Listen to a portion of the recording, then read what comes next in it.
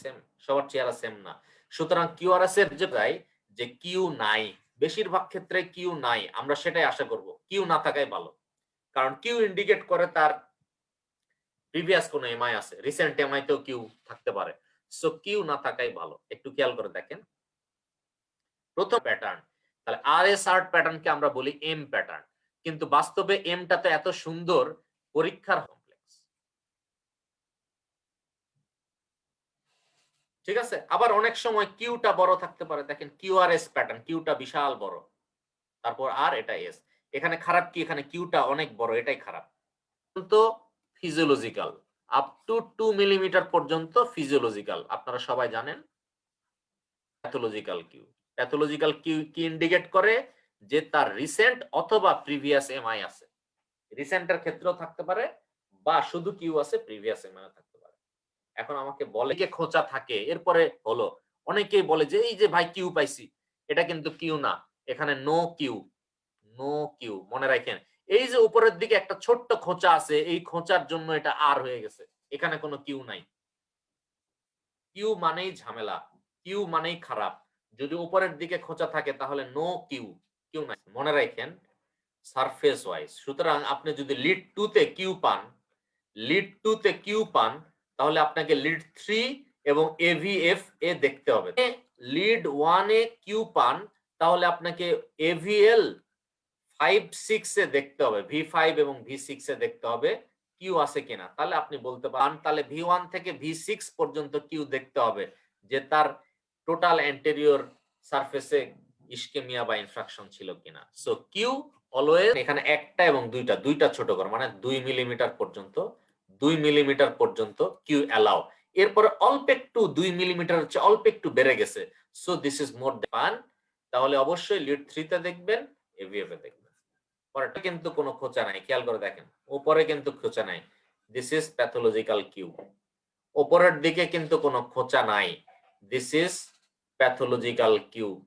খেয়াল রাখেন একটা খোঁচা আছে, খেয়াল করে দেখছেন উপরের দিকে একটা খোঁচা আছে, খোঁচা থাকলে এগুলো কিউ না। সুতরাং এরকম একটা লিডে যদি এরকম কিউ থাকে আর অন্য কোনো লিডে যদি কিউ না থাকে, সেটা নিয়ে কোনো হেডেক নাই। যদিও এখানে লিড 3 তে আছে, কিন্তু যেহেতু সারফেস ওয়াইজ নাই, আপনাকে খুব বেশি একদম এক্সাক্ট ডায়াগনোসিস করতে পারবেন না। এভিএফ এ এখানেও দেখেন 2 ঘরের বেশি কিউ আছে, এভিএফ এ 2 ঘরের কিউ বেশি কিউ আছে, কিন্তু নরমালি যদি 3 এবং এভিএফ এ থাকে, তাহলে আমাদেরকে 2 দেখার কথা, কিন্তু 2 তে নাই। মনে রাখেন যদি একই সারফেসে তিনটা লিডের মধ্যে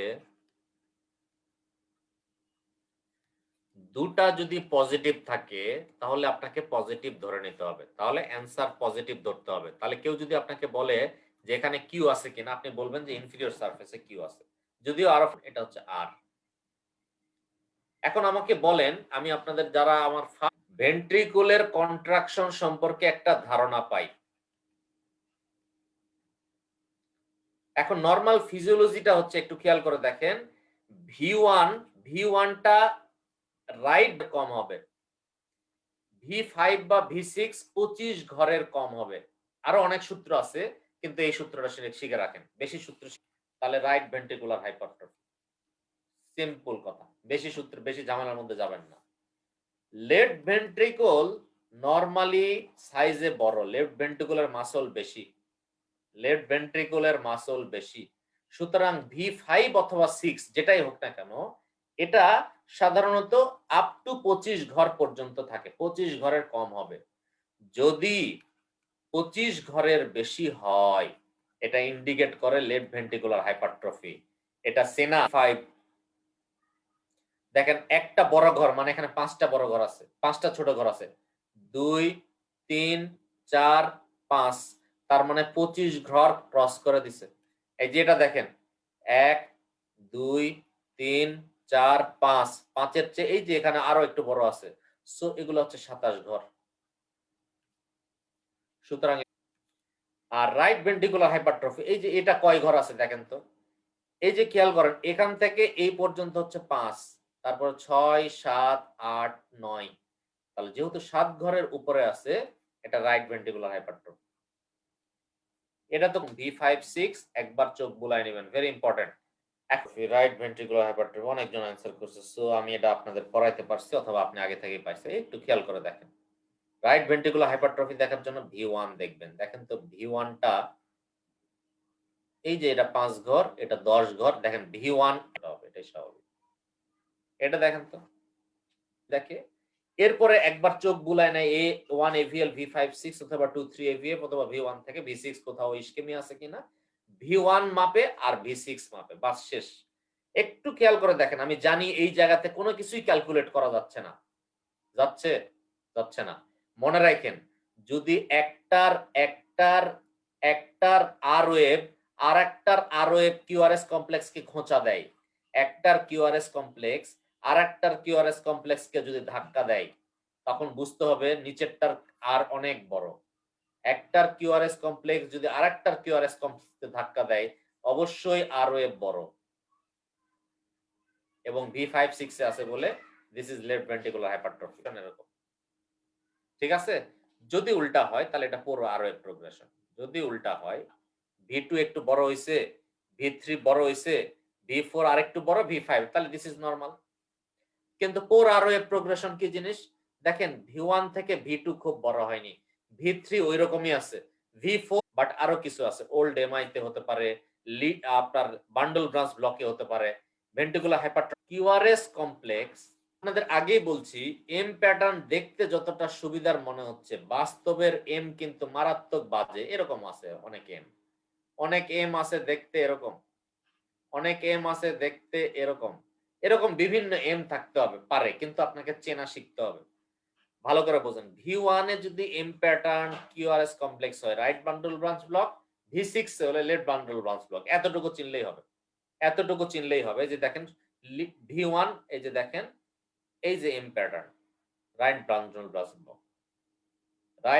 ব্রাঞ্চ ব্লক, আর V6 এ যদি এম প্যাটার্ন পান তাহলে লেফট বান্ডল ব্রাঞ্চ ব্লক। যদিও এখানে এই টাইপের ডব্লিউ প্যাটার্নের কথা আছে, ভুলে যান আপনি।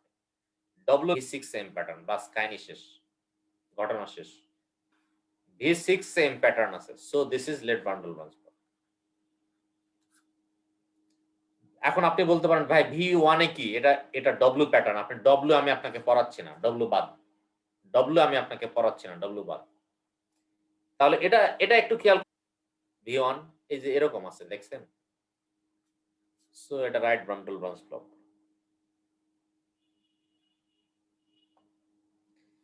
V6 টা দেখেন তো, লেফট বান্ডল ব্রাঞ্চ ব্লক। একবার V6 এর দিকে তাকান, একবার V1 এর দিকে তাকান, বলেন কোনটাতে কি এম প্যাটার্ন আছে? একটা মিলাই দিচ্ছি, এই যে এম প্যাটার্ন, ভাই হইছে, so right bundle branch block. Check করেন, V1 টা চেক করেন আর V6 টা চেক করেন, ডেফিনেটলি V6 এ এরকম আছে, so left bundle branch block. এখন আমাকে একটু বলেন যে খারাপ ওয়াই দিয়ে হার্ট কন্ট্রাকশন করে সারা শরীরে পার করে দেয়, কারো যদি লেফট ভেন্ট্রিকুলার প্যাথোলজি থাকে, তার কার্ডিয়াক আউটপুট কম হবে, হার্ট ফেইলিওর হবে, অ্যারিথমিয়া হবে, বিভিন্ন ধরনের ঝামেলা হবে। যাই হোক, আমি এলবিবিবি হয়, যদি কোন রোগীর new onset left bundle branch block হয়, তার মানে একটা রোগীর আপনি আগের দিন ইসিজি করছেন,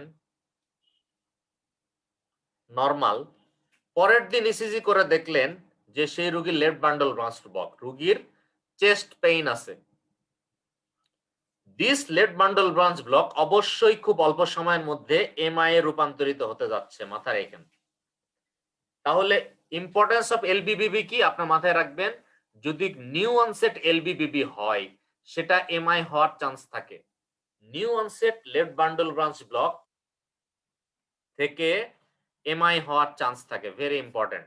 নিউ অনসেট এলবিবিবি থেকে এমআই হওয়ার চান্স থাকে, কারণ দেখেন করোনারি আর্টারি ডিজিজ, এলবিবিবির একটা কজ হচ্ছে coronary artery disease, very important.